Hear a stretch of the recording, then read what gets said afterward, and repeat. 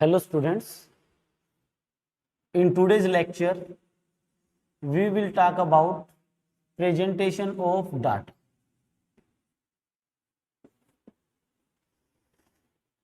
Presentation means exhibition of data in simple and brief way such that it can be easily understood or conclusion can be drawn easily. तो presentation से जब आप presentation करते हो तो data इतना simple होना चाहिए, ब्रीफ होना चाहिए कि आपका दिखने में भी अट्रैक्टिव लगे और आप उससे कंक्लूजन भी इजीली निकाल सके. तो presentation there are three ways. You can present data by making tables, you can present data by constructing diagrams, you can present data by making graphs. Now the process of presenting data by constructing table is called tabulation. तो अगर data को आप present कर रहे हो table बना के, then this process is called tabulation. और you can say this is arrangement of data into rows and columns. तो this is also called tabulation. तो आज के लेक्चर में जो हम बात करेंगे इस प्रोसेस की टेबुलेशन, जिसमें हम डाटा को प्रेजेंट करेंगे टेबल बना के.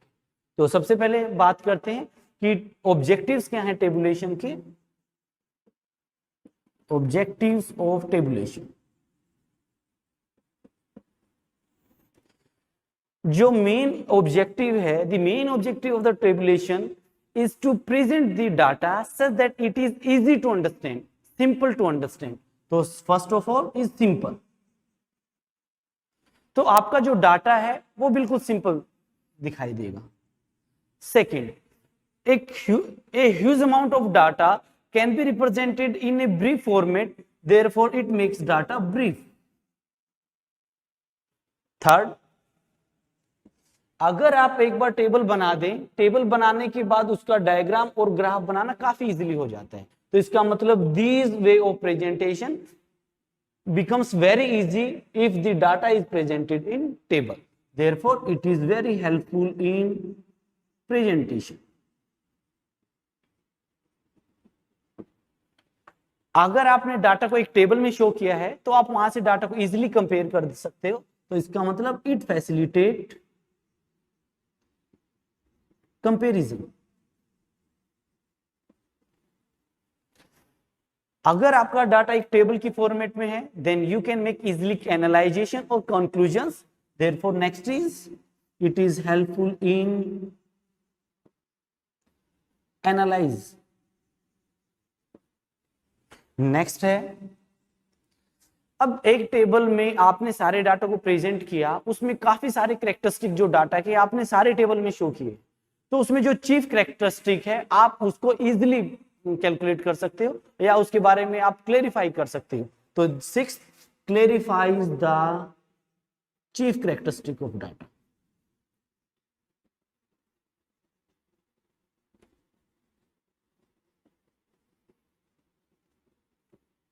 And the last one is, as table जब आप बनाते हो तो ये आपका टाइम भी बचाता है, आपका स्पेस भी बचाता है. Therefore it is economical way of presenting data.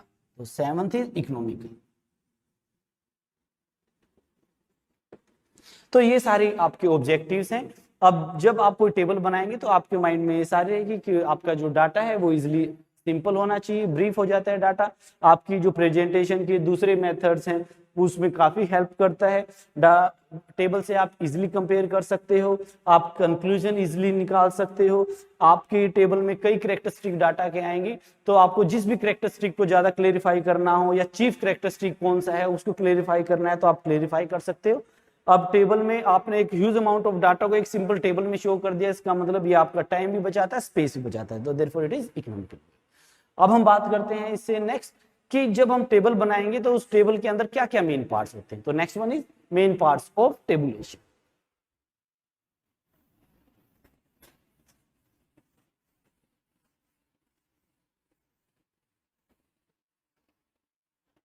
Now we talk about main part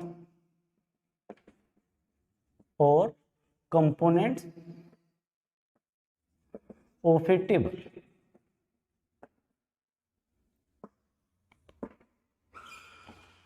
और तो सबसे पहले बात करते हैं हम टेबल नंबर की। टेबल नंबर, एक रफ टेबल बना लेते हैं यहां पर।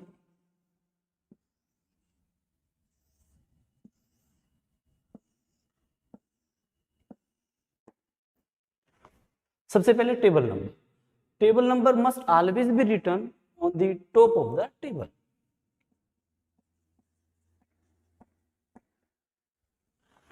If you are using more than one table somewhere, you can give them serial number in order way. Table number 1, table number 2 and so. So table number always be written on the top of the table. Second बात करते हैं title of the table.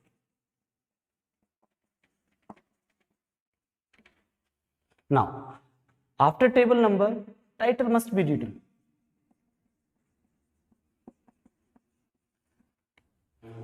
Now when we write title of the table, then title of the table must be explanatory, which explain the which kind of data is in table. It must be short, brief and attractive, which attract the attention of the readers. We use such type of titles, and also this title must be written in bold letters. आपको bold letter use करने चाहिए जब आप किसी table का title use करते हैं। Head note, if your title of the table does not give the complete information about the table, then head note can be used. This head note will complete the information of the title. Then it is written below title, head note. After that, stub. Stub are the head of the rows. It is the title of the data in the rows. So this is stub, this is stub. तो जो data आपका इन रोज में आएगा, उन रो का जो title होगा वो आपका स्टब है। तो it indicates the information available in rows. तो this is stub. Now after that caption. Now caption gives us the information of the columns. So this is caption. Or you can say it is the title. Captions are the titles of the data in the columns, or it indicates the information available in columns. And this is, as this is above stubs, therefore you can say it is head stubs. Head stubs represents the title of this stub. This is head stubs. After that, body. Now this is the main part. This is the main part of the table.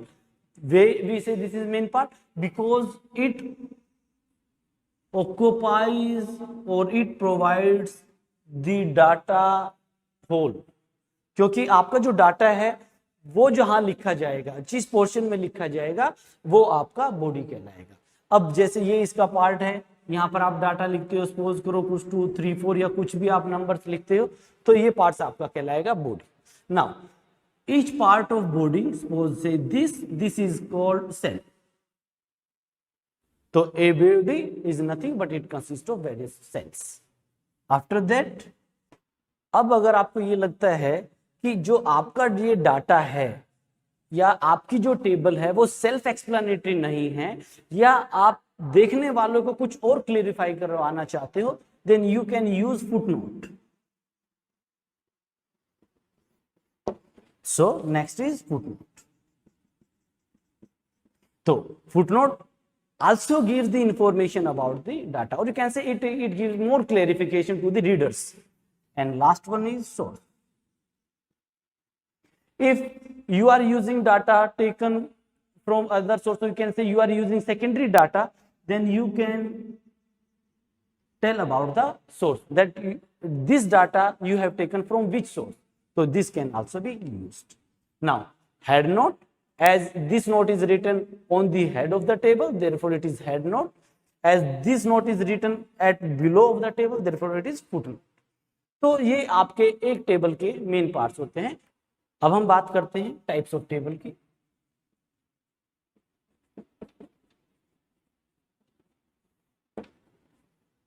तो आपकी जो tables हैं उनको हम दो types में divide कर सकते हैं। एक टाइप्स है according to purpose,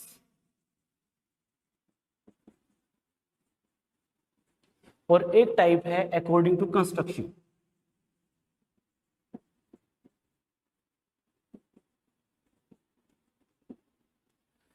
according to purpose वो टेबल जिनको हम किसी पर्पस के लिए कंस्ट्रक्ट कर रहे हैं, this types of table comes under this. Now according to purpose we can say two types, general purpose table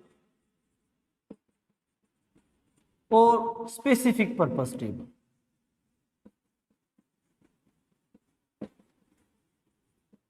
अब इन दोनों में क्या डिफरेंस है? स्पेसिफिक पर्पस टेबल वो होती है, जनरल पर्पस टेबल वो होती है जो टेबल जनरली बनी हुई होती है और हम उसको एक कॉमन यूज के लिए हम उसको हमेशा यूज करते हैं। फॉर एग्जांपल मैं बात बताता हूँ, जैसे किसी ऑफिस की बारे में हम बात करें तो ऑफिस में एक टेबल का ऑलरेडी फॉर्मेट बना होता है, उनको पता होता है कि हमें जो डाटा कलेक्ट करना है वो इस टेबल में हम डायरेक्ट फिल कर सकते हैं। तो वो जो डाटा उसमें फिल करा जाता है वो टेबल ऑलरेडी कंस्ट्रक्टेड है क्योंकि वो जनरली यूज होती है। तो that purpose is general purpose और उस टेबल को हम बोलते हैं general purpose table. Specific purpose वो टेबल जो कंस्ट्रक्ट नहीं है, आप उसको एट ए टाइम कंस्ट्रक्ट करते हैं। जैसे रिसर्चर्स होते हैं, उन्होंने कोई डाटा कलेक्ट किया, उस डाटा कलेक्ट करने के अकॉर्डिंग उन्होंने देखा कि ये हमारा पर्पस है और उसके लिए उन्होंने टेबल डिजाइन की, तो उसको हम बोलते हैं specific purpose. Now, if we talk about according to construction, so on the basis of construction, we can say table are of two types. First is simple table, other is complex table. Simple table वो होती है which represents only one characteristic और property you can से। अगर कोई table सिर्फ एक characteristic को शो कर रही है then this table is called simple table. Complex table if it is presenting more than one characteristic.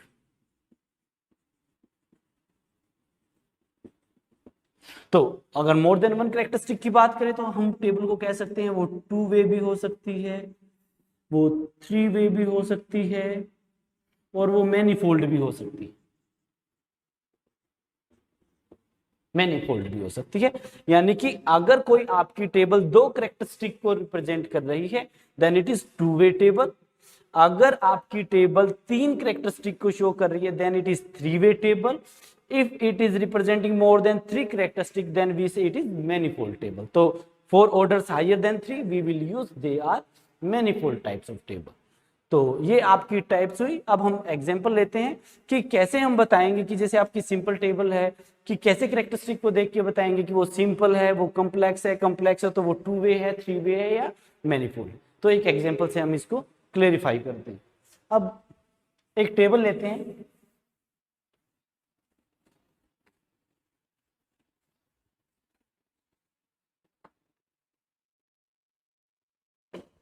Suppose करो एक टेबल है,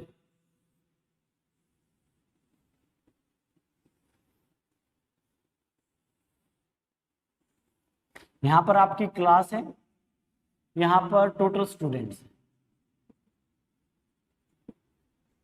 हम बात करते हैं बीए, बीकॉम और बीएससी। अगर हम बात करते हैं कि बीए में कितने स्टूडेंट हैं, सपोज करो यहां पर आपके 200, इसमें आपके हैं 150 और इसमें आपके हैं 300। तो this type of table is showing only one characteristic and which this characteristic is class, कि किस क्लास में कितने स्टूडेंट्स हैं। तो this means as it is showing only one characteristic therefore this table is simple table. अब हम इसको थोड़ा और मॉडिफाई कर देते हैं। अगर मॉडिफाई करते हैं तो हम इसको ऐसे लिख लेते हैं, यहां पर स्टूडेंट्स, यहां पर हमने लिख लिया बॉयज, यहां पर लिख लिया गर्ल्स, यहां पर लिख लिया, और सपोज करो यहाँ हमने लिख लिया 50 50, ये आपका हो गया 100, ये आपका हो गया 75 75, ये हो गया आपका 150, ये आपका है 110, ये आपका है 90, ये आपका हो गया। अब अगर इस टेबल की बात करें तो इस टेबल में हमें दो कैरेक्टरिस्टिक का पता चल रहा है, एक तो वो किस क्लास में है, दूसरा उस क्लास में कितने बॉयज हैं, कितने स्टूडेंट्स हैं। यानी कि आपको एक तो क्लास का पता चल रहा है, दूसरा आपको जेंडर ऑफ स्टूडेंट पता चल रहा है। As this table showing two characteristic of data, therefore it is called two way table, and two-way table comes under complex table. Now we take further next, इसी को सिर्फ जो मेन पार्ट है इसको मॉडिफाई कर देते हैं। सपोज करो आपके स्टूडेंट्स के बाद आपके हैं बॉयज, गर्ल्स और टोटल। उसके अगेन आप ये बताना चाहते हो कि उनमें से कितने हॉस्टल में रहते हैं और कितने डे स्कॉलर हैं, तो यहां पर आप लिख सकते हो हॉस्टलर, डे स्कॉलर, यहां आप टोटल लिख सकते हैं। तो सिमिलरली आप यहां पर भी लिख सकते हो, सिमिलरली आपके टोटल भी आ जाएंगे। तो यहां पर आपका day hosteller, day scholar, total, hosteller, day scholar, total. तो अब ये जो टेबल बनी है, आपका डाटा भी डाल सकते हो आप, बॉडी पार्ट। अब ये जो टेबल है आपको तीन कैरेक्टरिस्टिक के बारे में बता रही है कि स्टूडेंट आपका किस क्लास का है, उसका जेंडर क्या है, तीसरा वो हॉस्टलर है या डे स्कॉलर है, यानी कि उसके रेजिडेंस के बारे में भी बता। As this table represents the three characteristic of data, therefore this is three way table.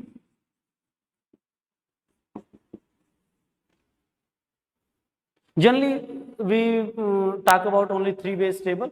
अगर आप मैनिफोल्ड टेबल की भी बात करते हैं तो सपोज करो आप इसमें एक और कॉलम बना लेते हैं हॉस्टलर के बाद कि कितने हॉस्टलर मैरिड हैं, कितने अनमैरिड हैं टोटल। तो इसके बाद आपको एक उनके मैरिटल स्टेटस का और पता चल जाता है। तो इस तरीके के कॉलम आप यहां भी बनाएंगे, मैरिड, अनमैरिड, टोटल, टोटल में भी आ जाएगा। सिमिलरली आप यहां भी, as this table representing more than three characteristics, therefore this type of table is called manifold table.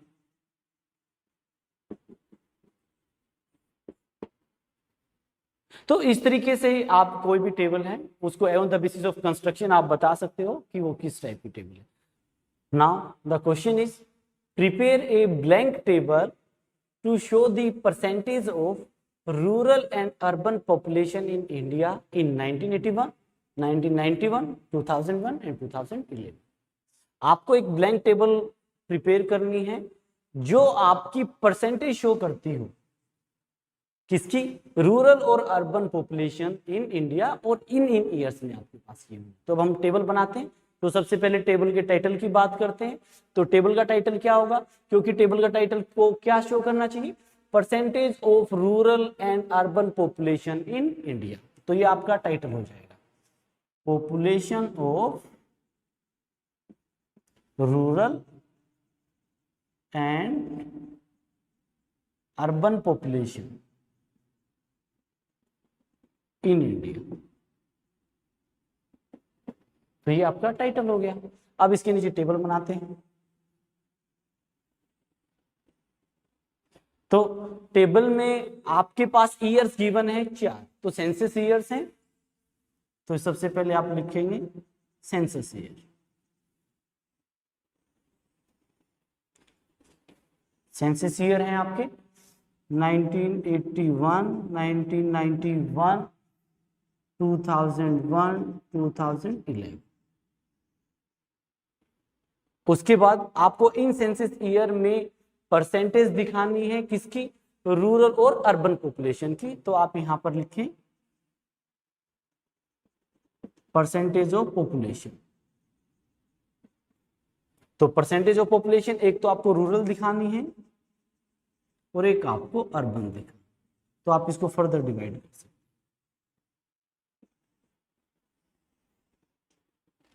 उसके बाद 1981 में कितनी परसेंटेज रूरल थी, कितनी अर्बन थी, उसके बाद इसका टोटल वो जो कि आपका एज परसेंटेज है तो 100 ही आएगा।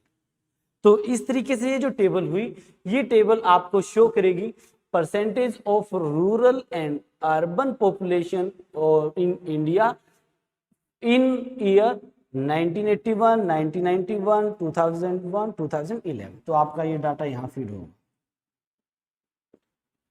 So this type of table you can construct easily. Now we take an example.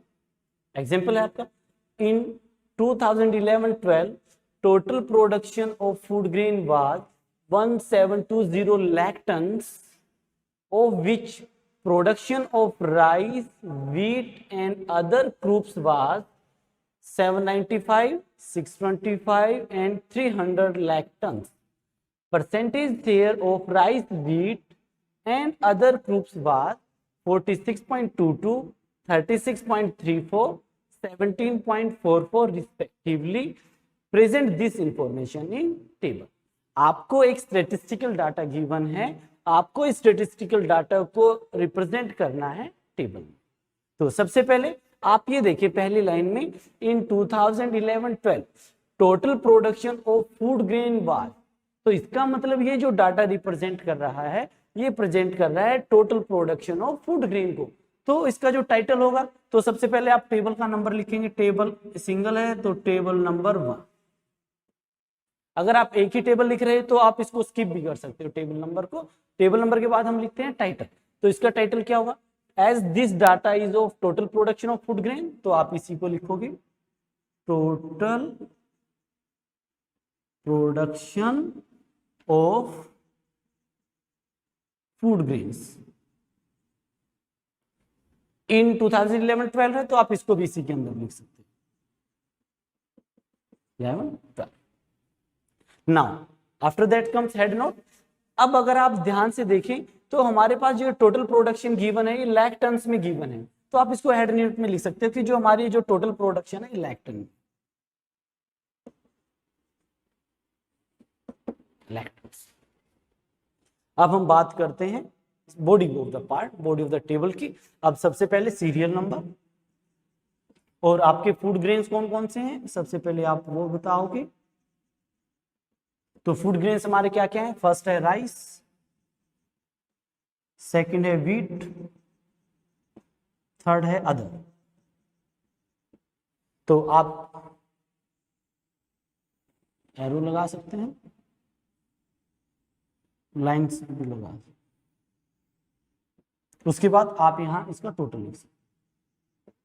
Now food grain, अब हम बात करें प्रोडक्शन की, तो यहां पर आपका आ गया प्रोडक्शन।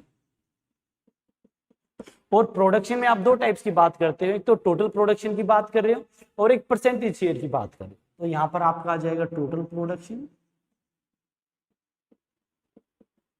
यहां आ गया परसेंटेज शेयर ऑफ टोटल। तो सबसे पहले पहली लाइन को दोबारा रीड करते हैं। इन 2011-12 total production of food grain was 1720। ये टोटल प्रोडक्शन है, तो ये टोटल आपका यहां आना चाहिए। Of which total production of rice, wheat and other croup, तो राइस, व्हीट और अदर क्रूप का जो प्रोडक्शन है वो है 795, सेकंड है 625, rice 795, wheat 625, rice 795, wheat 625, other groups is 300। और ये जो आपका टोटल है ये 1720। अब आगे percentage share of rice, wheat and other groups was 46.22। तो फर्स्ट राइस है, तो राइस का परसेंटेज शेयर है 4622, तो राइस का हो गया 46. Next one is 36.34 and last one is 17. As these are the percentage, therefore total must be 100, or you can make total। आप इसका टोटल करके यहां लिख सकते हो, इसका टोटल करके आप इधर लिख सकते हो। तो ये इस तरीके से जो हमें इंफॉर्मेशन गिवन थी उस इंफॉर्मेशन की एक टेबल फॉर्म होगी। तो इन टेबल से अगर आप डाटा का आइडिया लगाते हैं तो वो आपका ज्यादा इजी है as comparison to simple information से।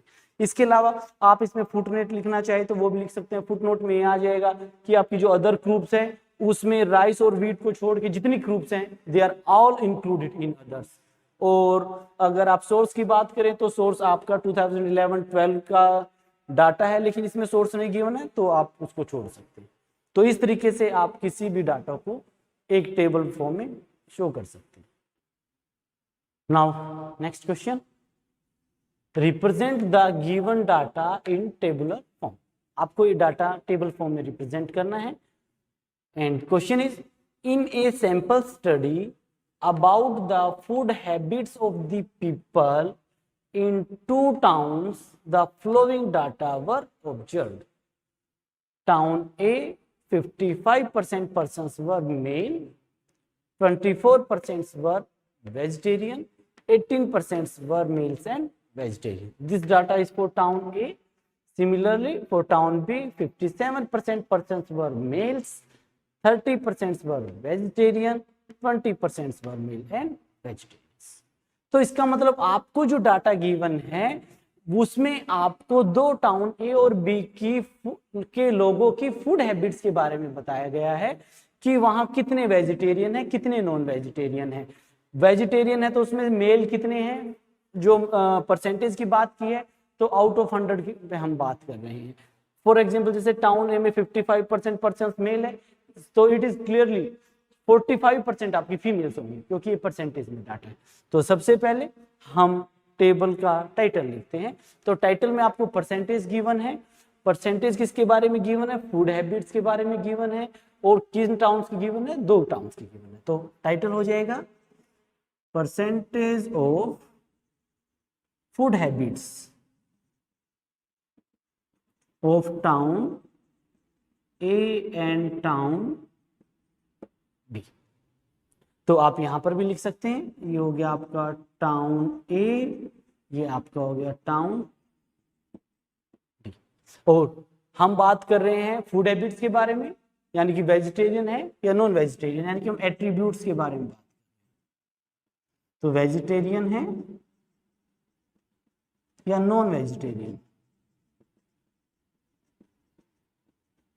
फिर टाउन ए के अंदर वो मेल है या फीमेल है, यहां पर आपका आ गया मेल फीमेल टोटल। सिमिलरली है मेल फीमेल टोटल। एक टोटल हम नीचे भी लिख लेते हैं।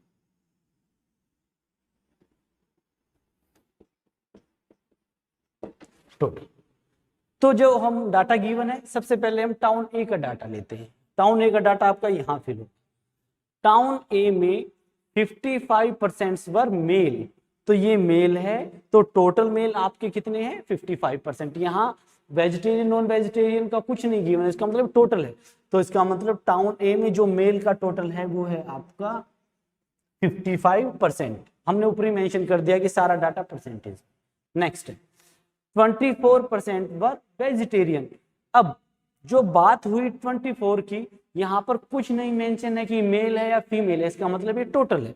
तो वेजिटेरियन टाउन ए के आपके हैं 24 total. 18% were male and vegetarian, यानी कि जो मेल भी हैं और वेजिटेरियन भी हैं टाउन ए के, वो हैं आपके 18%। तो सिर्फ ये 3 डिजिट्स आपको गिवन थी गिवन डाटा में, बाकी आपको खुद फिल करनी है। अब आप अपने आप देखिए, यहां इन दोनों का टोटल है 24, तो इसका मतलब ये कितना है 6। 24 में से 18 आप सब्ट्रैक्ट करोगे आ जाएगा 6। अब यहां पर आ जाते हैं, ये आपका है 55, आपका परसेंटेज में हो रहा है तो इसका मतलब टोटल आपका कितना आना चाहिए 100 आना चाहिए। ये 55 है, ये 100 है, तो इसका मतलब अगर 55% मेल्स हैं तो फीमेल्स कितनी परसेंटेज हो जाएंगी 45, यानी कि 100 माइनस 55। अब यहाँ पर कॉलम वाइज बात करते हैं। वेजिटेरियन प्लस नॉन वेजिटेरियन का टोटल मेल का है 55 और यहाँ पर आपका है 18। तो जब 55 में से 18 को सब्ट्रैक्ट करेंगे तो ये आपका आ जाएगा 7 और ये आ गया आपका 3। आप इनको ऐड भी कर सकते हो, 8 और 7 15, 1 2 3। इसी तरीके से यहाँ आ जाते हैं, ये आपका 6 है, टोटल आपका 45 है, इसका मतलब ये आपका कितना है 39। तो इनको आप टोटल भी कर सकते हैं, 6 और 39 आपका हो गया 45। अब इन दोनों को टोटल कर लेते हैं, इन दोनों का टोटल करेंगे तो हमारे पास आ गया 7 और 9 16, 1 3 3 6 और 1 7। इन दोनों का टोटल भी कर सकते हैं 100। तो इस तरीके से आपका ये सारा डाटा कंप्लीट हो गया फॉर टाउन। सिमिलरली अब टाउन बी का डाटा फिल करते हैं। सबसे पहले टाउन बी में 57 पर्सन्स वर मेल, तो ये टाउन बी है, मेल्स आपके हैं 57, तो ये टोटल है 57। 30% वर वेजिटेरियन, अब ये टाउन बी के वेजिटेरियन का टोटल बनेगा आपका 30 given. 20% were male and vegetarian, तो मेल भी है और वेजिटेरियन भी है, वो है आपके 20। फिर सिमिलरली आपका टाउन बी भी आउट ऑफ परसेंटेज है, तो टोटल तो आपका आना चाहिए 100। अब यहां पर अगर हम बात करें टाउन बी के मेल की, 20 तो है वेजिटेरियन, टोटल है 57, इसका मतलब नॉन वेजिटेरियन कितने हैं 57 में से 20 को सब्ट्रैक्ट कर दो, ये आपका आ गया 37। इसी तरीके से टाउन बी के जो टोटल वेजिटेरियन है वो 30%, 20 मेल है, तो इसका मतलब 10% आपके कैसे हैं फीमेल। इसी तरीके से यहां बात करते हैं 57 आपके मेल हैं, तो आपकी फीमेल्स कितनी हो जाएंगी 43। 100 में से 57 को सब्ट्रैक्ट करेंगे 43, इन दोनों को ऐड करके देख लेना 100 आएगा। अब टाउन बी में जो टोटल फीमेल्स हैं वो 43, 10% आपकी हैं वेजिटेरियन, तो इसका मतलब नॉन वेजिटेरियन कितनी हुई 33। सिमिलरली इन दोनों को ऐड कर देते हैं, 37 और 33, 7 3 10 1, ये आपका हो गया, इन दोनों को टोटल करके देख लो। तो इस तरीके से आपका अगर कोई डाटा कंप्लीट भी ना हो और वो इस तरीके से गिवन हो, तो जो आपका इनकम्प्लीट डाटा है वो भी आप टेबल बना के इसको कंप्लीट कर सकते हैं।